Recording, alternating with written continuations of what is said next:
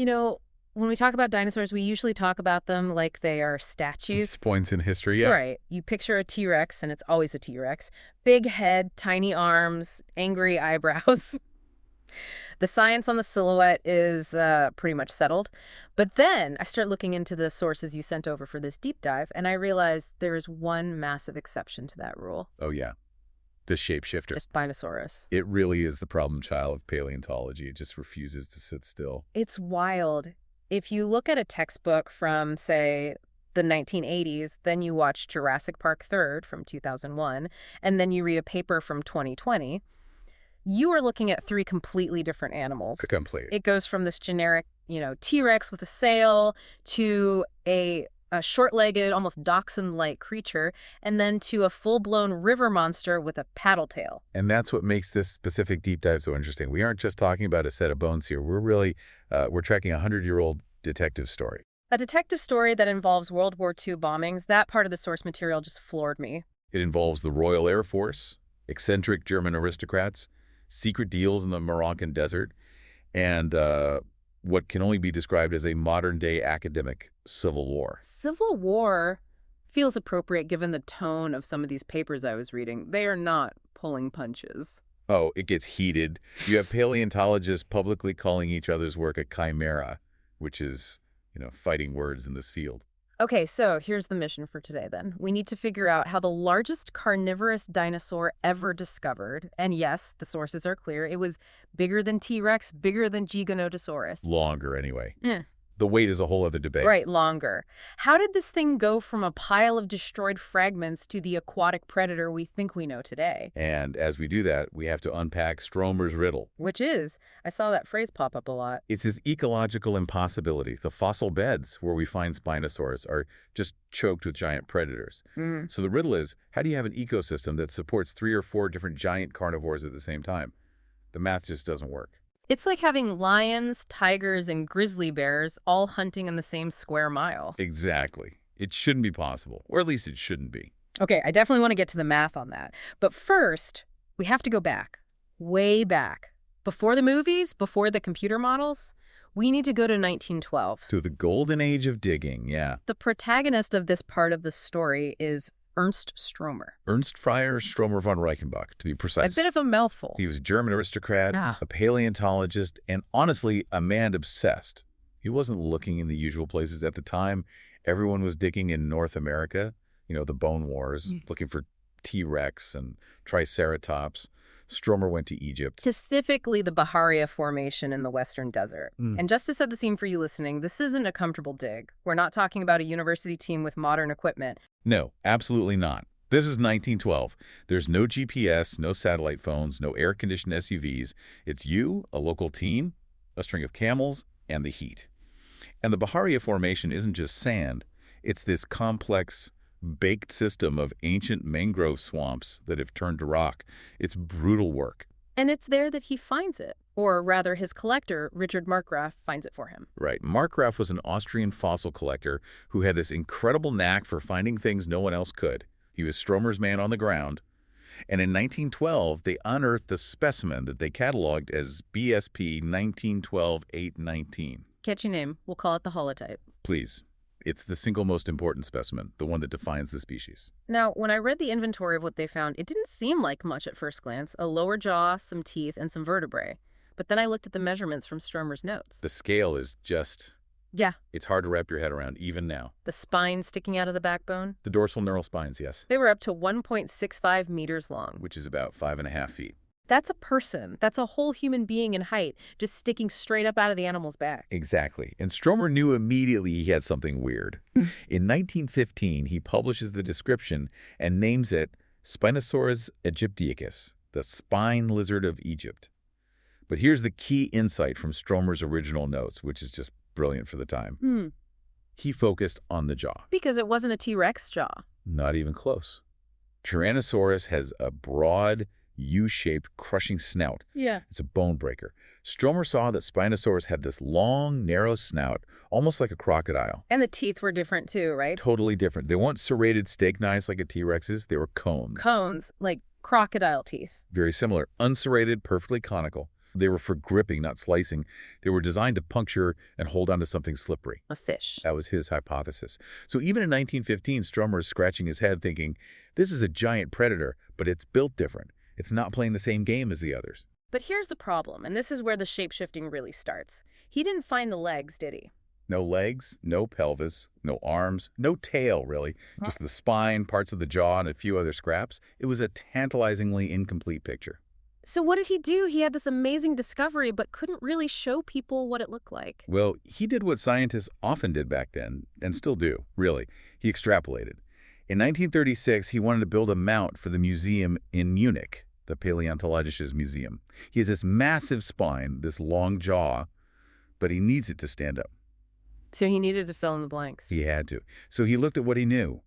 The big two-legged predators from North America, like Tyrannosaurus and Gorgosaurus. He copy-pasted. Essentially, he grafted the robust, long hind legs of a classic terrestrial predator onto this weird, fish-eating, sail-backed creature. Yeah. He made it a standard-issue monster. And that created the image that stuck for 50 years, the Godzilla with a fin look. It became the canonical image. That mount was the only Spinosaurus the world had. But that mount, that physical representation of the animal, it had a target on its back. We have to talk about Munich. We do. This is the absolute tragedy of the story. It's a gut punch. It's 1944. World War II is at its peak. And the Spinosaurus is sitting in the museum in Munich. Now, usually, museums move their best stuff to salt mines or caves during wartime, right? To protect them from air raids. That was standard protocol. The Louvre did it, the British Museum did it, and Stromer begged for it. He pleaded with the museum director to move the Spinosaurus and all the other priceless Baharia fossils to safety. But the director said no. Why? Why would you risk a one-of-a-kind fossil? Politics. Petty, dangerous politics. Stromer was an aristocrat, an old-school German intellectual, but he was not a fan of the Nazi regime. He was openly critical, and his sons had run-ins with the party. And the museum director? The director, on the other hand, was a fervent party member. There's a deep personal and political feud between them. So because Stromer wouldn't toe the party line, the director decided to gamble with the fossils. He refused to authorize a transport. He basically said they were safe where they were and that moving them was too much trouble. He left them right in the city center. And then came the night of April 24th, 1944. The British Royal Air Force launched a massive bombing raid on Munich. It was part of the strategic bombing campaign to cripple German infrastructure. I tried to find photos of the aftermath and the notes he sent. It's just rubble. The whole area was flattened. Total destruction. The museum took a direct hit. The entire building was gutted by fire and explosives. The holotype, the only known skeleton of Spinosaurus in the entire world, was incinerated. That's hard to process. Imagine if we lost the Mona Lisa and the only proof we had that it ever existed were a few sketches and a black and white photo. That is exactly the situation paleontology was left in. For the next 50 years, Spinosaurus ceased to exist as a physical object. It became a ghost. It lived entirely in Stromer's detailed monographs and a few photographs that, ironically, were rediscovered in family archives much, much later in the 90s. So for half a century, anyone drawing a dinosaur book or making a toy just had to guess based on Stromer's old Frankenstein reconstruction? Yes, that was the only data we had. And that's why, if you grew up in the 80s or 90s, your toy Spinosaurus looked like a generic meat eater with a sail. Yeah. We literally didn't know any better because the evidence had turned to ash. But a ghost doesn't stay dead forever, not in paleontology anyway. No. Nature has a way of resurfacing. The story wasn't over. This brings us to the resurrection, the second act. But interestingly, the first clue didn't come from Egypt. It came from a clay pit in Surrey, England. Of all places, yeah.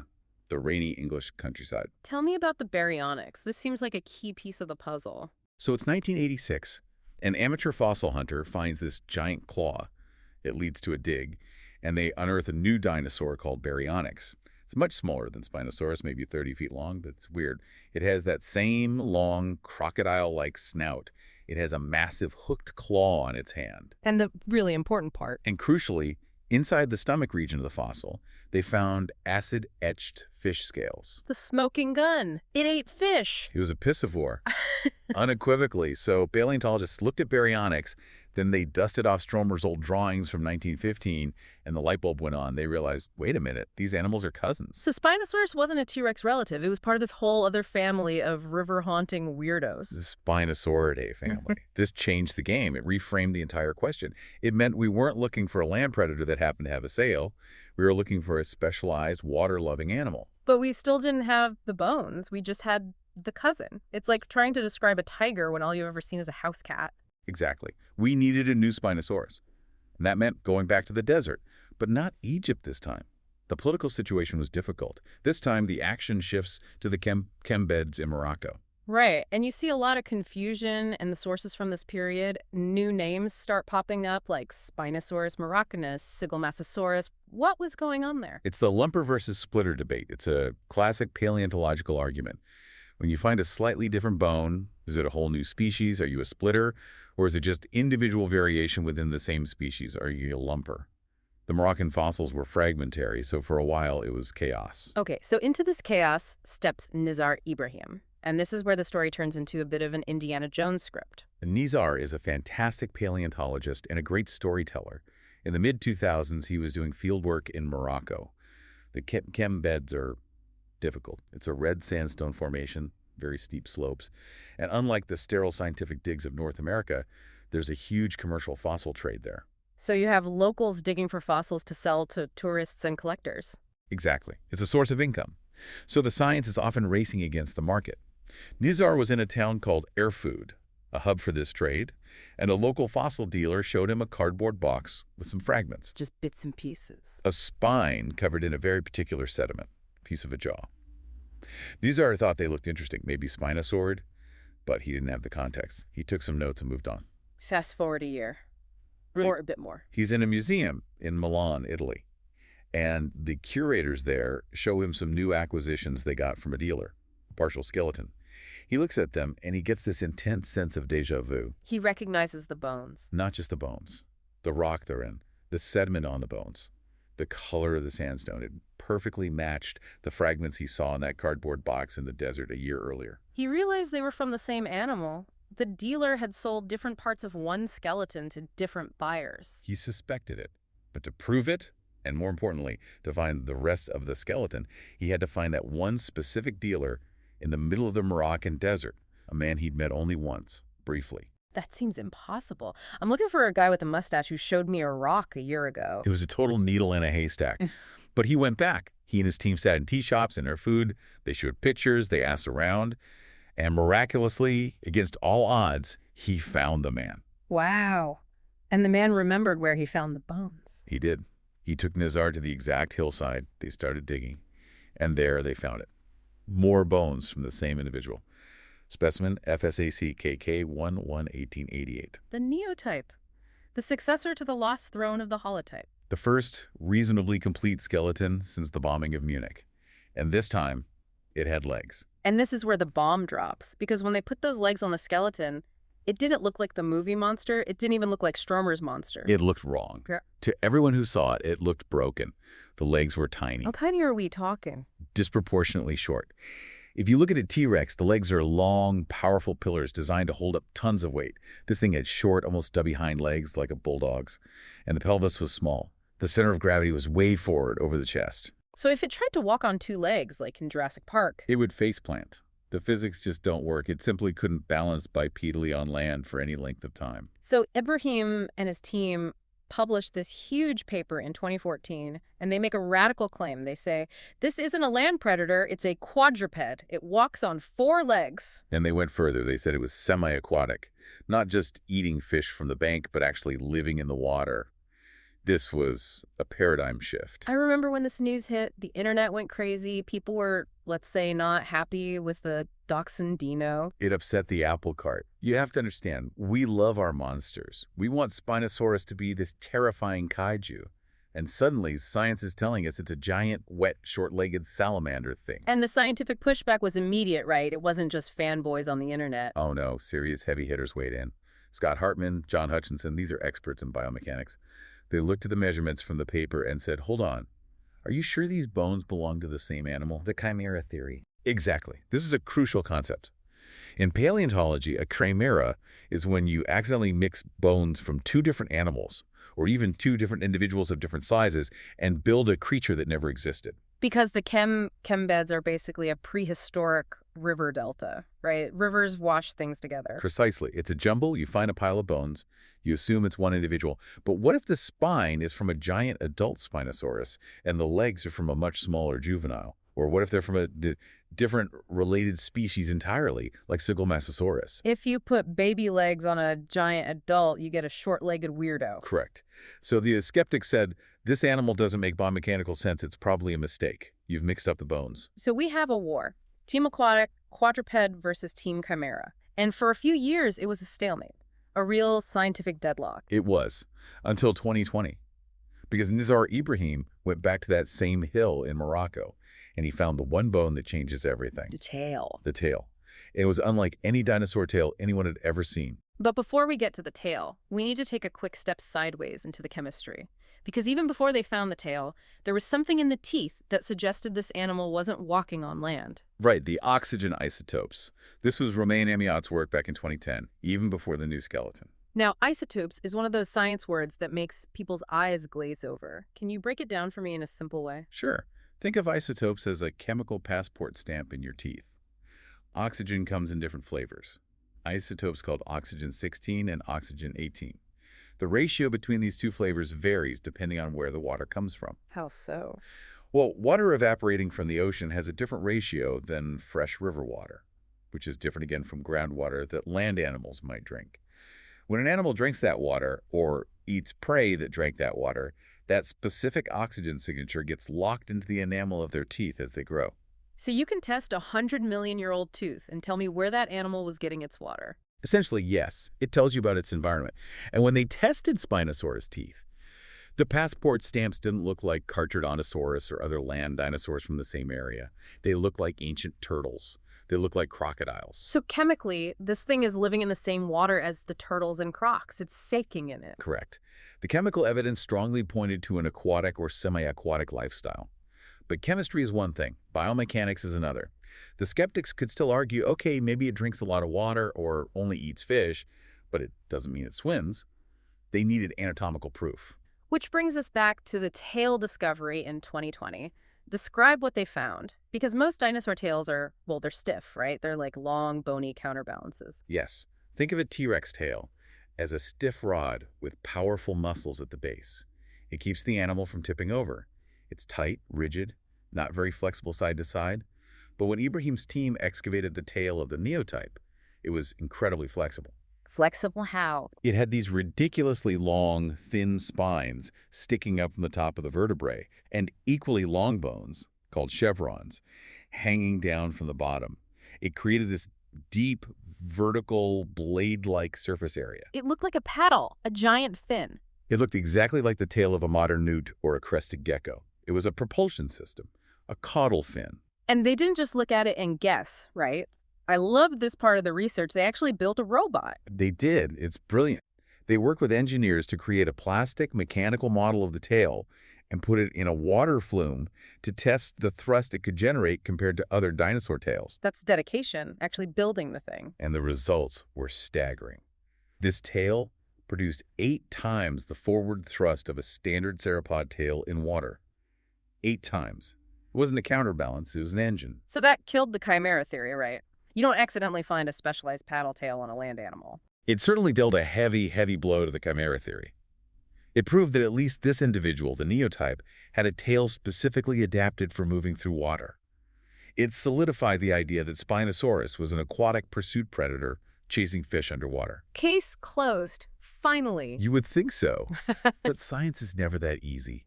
Just when Team Aquatic was doing a victory lap, a new study came out in 2022 about bone density that seemed to clinch it. But then things got complicated all over again.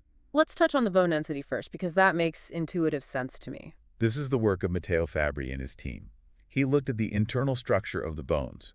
Now, birds and most theropods, like T-Rex, have hollow bones. They're pneumatic, filled with air sacs. To save weight, right. Makes them more agile. Right. But if you want to dive, if you want to go underwater, Hollow bones are terrible. You float like a cork. You have to constantly fight against your own buoyancy. So you need ballast, like a diver wearing a weight belt to help them think. Exactly. And modern diving animals have a solution for this called osteosclerosis. They have solid, dense bones. Penguins have solid bones. Manatees have solid bones. Hippos have them. And guess what? Fabry's study showed that Spinosaurus has incredibly dense, solid bones. So it's built to sink. It's built to submerge. This seemed to be the final nail in the coffin. We have the isotopes, the paddle tail, and now heavy bones for ballast. It's a river monster. End of story. But I hear a but coming. There's always a but with this animal. Enter Donald Henderson, and later David Hone and Thomas Holtz. These are the key figures in the Team Shoreline or Team Wader camp, and they raise some physics problems that are actually really hard to ignore. Okay, what's the biggest problem? You mentioned the cork earlier. Henderson ran these incredibly detailed 3D computer models of the entire animal, including the lungs and that massive sail. And his conclusion was, even with the heavy bones, this animal was too buoyant to dive. Because of the lungs. Dinosaurs have massive air sac systems connected to their lungs. They are full of air. Henderson argued that Spinosaurus would be fundamentally unsinkable. It would just bob on the surface. Okay, so it's a surface swimmer. Is that so bad for the theory? Well, here's the second problem. Henderson also modeled its stability in the water. And this is where it gets kind of funny. Because of that giant sail on its back, the center of gravity is very high. Oh no, like a sailboat with a too heavy mast. Exactly. The model showed that if it tried to float or swim in deep water, it would be incredibly unstable. It would tip over. It would just roll onto its side. It would capsize. A 50-foot predator would just capsize. Essentially, it was the unsinkable rubber ducky that flips over. So Henderson argued it physically couldn't be an agile underwater hunter like a crocodile. And then Hone and Holtz brought up the eyes, right? This part really stuck with me. It's a very simple, elegant, anatomical observation. Look at a crocodile or a hippo, or any animal that spends a lot of time ambushing from the water. Where are the eyes and nostrils? Right on top of the head, so they can hide their whole body underwater and just have their eyes and nose peeking out like a periscope. Exactly. That's the aquatic ambush design. Now look at a Spinosaurus skull.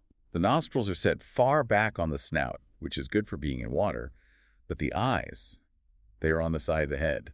Normal dinosaur placement. So if it's floating low in the water, it can't see anything above the surface. And if it wants to breathe through those nostrils, it has to stick its whole head out of the water. It's just not optimized for that stealthy waterline lifestyle. So if it's not swimming like a shark, and it's not hiding like a croc, what is it doing? This is the heron model. The bird. The bird. The theory is that Spinosaurus wasn't chasing prey deep underwater. It was waiting. It stood in the shallows, maybe chest deep, and used its long, flexible neck and sensor-filled snout to strike down from above. Snatching fish without ever getting its body fully submerged. Exactly. Hunting like a 50-foot grizzly bear swiping salmon out of a river or a giant heron. It explains the dense bones. They provide stability in moving water. It explains the claws for gaffing fish, and it completely sidesteps the buoyancy and stability problem. But what about the paddle tail? Why have a giant motor if you're just standing there? Well, another paleontologist, Paul Sereno, came back into the fray in 2022 with a counterpoint to that. He suggested the tail wasn't a motor at all. It was a billboard. A billboard? What does that even mean? A display structure. He argued that this huge, flat tail was for waving around to attract mates or intimidate rivals, and it just happened to look like a paddle. He thinks it was a surface swimmer at best, and a slow, unstable one. I love that. In biology, if you can't explain it, it's for sex. Display is the ultimate catch-all, yes. But honestly, the debate is still raging. Was it a clumsy, deep-water swimmer? A graceful, shallow water wader? Or something we haven't quite figured out yet? Okay, let's try to figure it out by looking at the toolkit. Section 4, Anatomy. Let's deconstruct this beast, piece by piece. Start with the face, the business end. The face is undeniable. It is a fish trap. We've talked about the teeth. How else does it differ from a T-Rex? Well, as we touched on, T-Rex has those steak knife teeth, serrated, curved backwards. If a T-Rex bites you, it tears huge chunks of flesh and crushes bone. Spinosaurus teeth are straight, round cones. They are smooth. Like a mouthful of thick needles. Precisely. If you bite a slippery, wiggling fish with a steak knife, it might tear free. If you bite it with a pincushion, it's stuck. And the snout has that rosette, a notch near the tip where the biggest teeth from the top and bottom jaw interlock. It creates an inescapable death grip. And I read about the sixth sense in the snout. Yes, the foramina. If you look at the skull, the tip of the snout is covered in these little holes, or picks. In modern crocodiles and alligators, these pits house sensitive pressure receptors. They can feel the turbulence of a fish swimming by in pitch-black, murky water. That is terrifying. It doesn't even need to see you. It can feel you moving in the water. Precisely. So whether it was wading or swimming, it was likely hunting by touch as much as by sight. It could just dip its snout in the water and wait. Okay, now we have to talk about the sail. Or the hump. Or whatever it is. The defining feature, yeah. The neural spines. These things are massive, 10 times the height of the vertebrae they're sitting on. Stromer originally thought it was a hump, right? Like a camel or a bison. He did.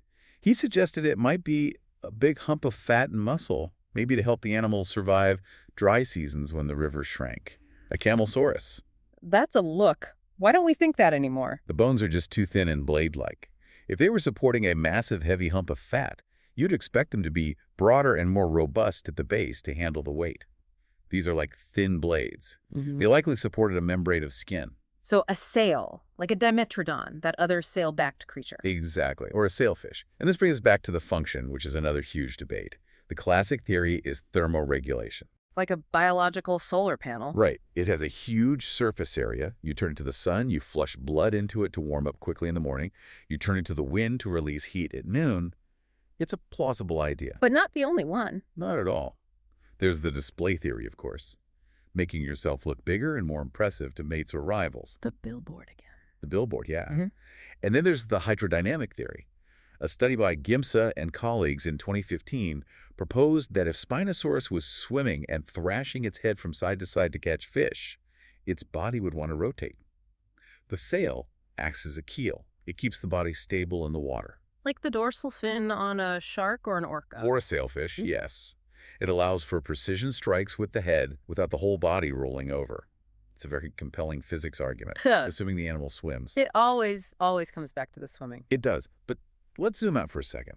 We've been talking about the animal as if it lived in a vacuum, but we need to talk about the world it lived in, because nothing gets this big by accident. This is Section 5, the world of giants, the paleoecology.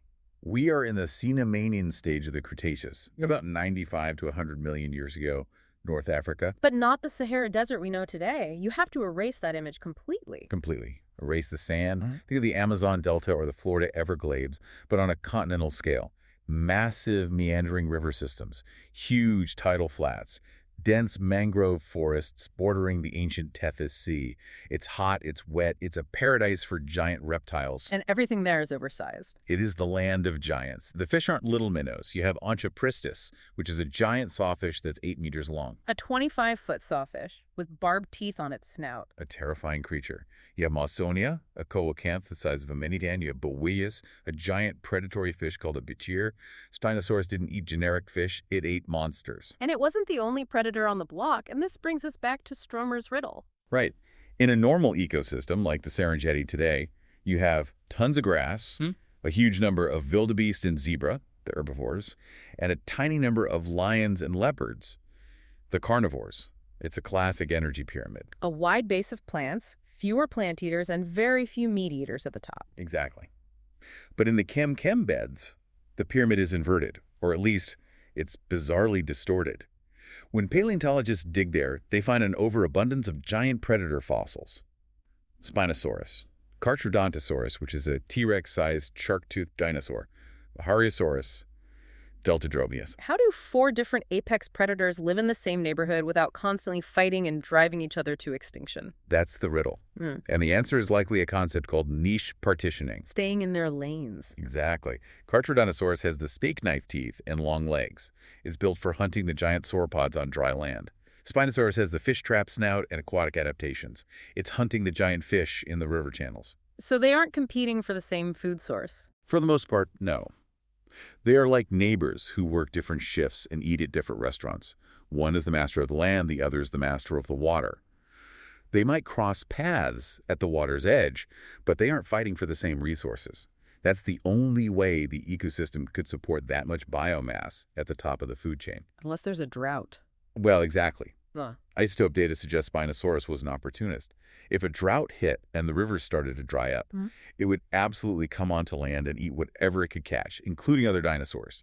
And that's when you get the epic clashes. Speaking of clashes, we have to talk about Jurassic Park III. We do. It's impossible to talk about Spinosaurus without it. Section 6, Pop Culture. Because for most of us, myself included, that movie was the grand introduction. It was the debutante ball for Spinosaurus.